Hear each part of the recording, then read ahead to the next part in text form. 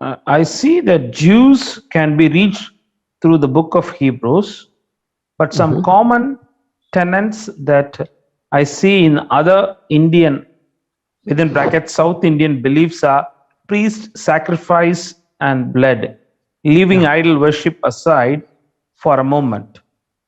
Do we have any materials that can be used where we can draw parallels from the book of Hebrews and other beliefs?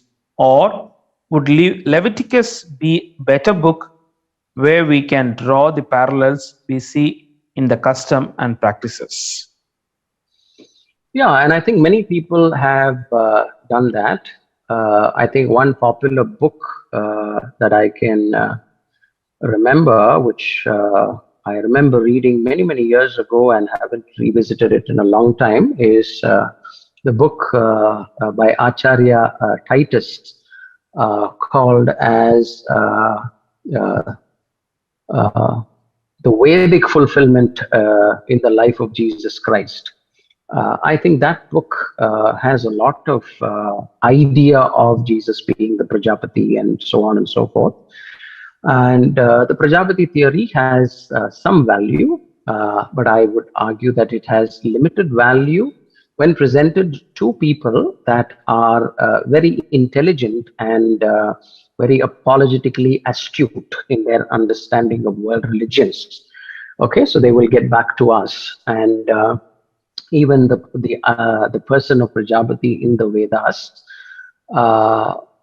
towards the end, has some shades of immorality, and therefore we don't want to very quickly find a convenient comparison and use that as a mainstay. But we can definitely appeal to it partially. It does have limited value.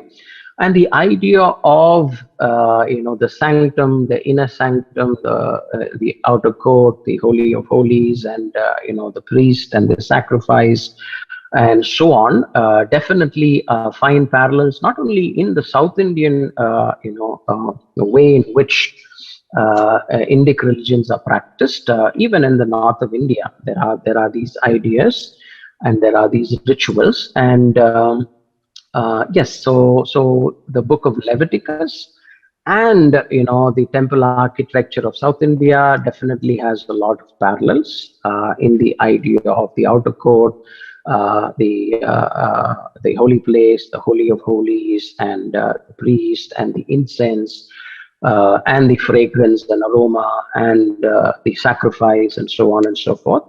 So I think Leviticus would be a good place to start, a study of the sanctuary.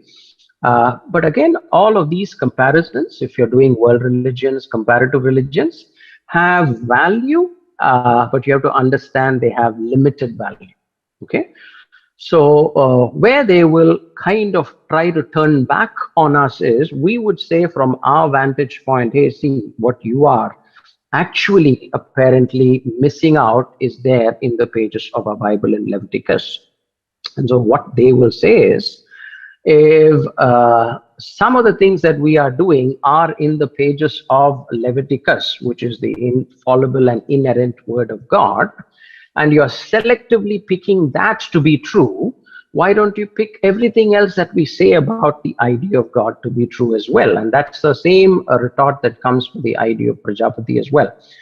And so, yes, I think the Christ of the Indian roads, in the Vedic fulfillment of the life of Jesus Christ by Acharya Titus, and the book of Leviticus are all very good reads.